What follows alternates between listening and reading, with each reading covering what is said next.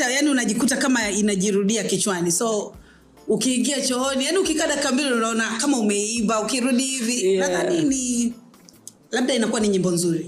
So ukisikia inakuwa imekukaa, so inaenda hivyo.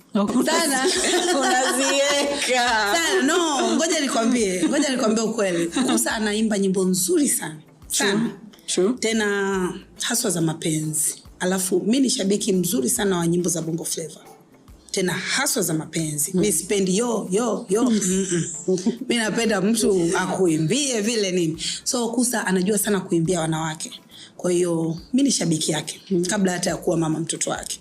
Mimi ni shabiki mkubwa sana wa nyimbo zake, japokuwa wakati namjua ilikuwa nyimbo zake haziendi hivyo, lakini najua kwamba ni mtu ambaye ana nyimbo nzuri. Anaandikaga mwenyewe? Anaandika mwenyewe. Kusa anaandika mwenyewe, na nadhani kwa upande wangu mimi hicho ndio kipaji kikubwa ambacho nakiona ndani yake kushinda kuimba.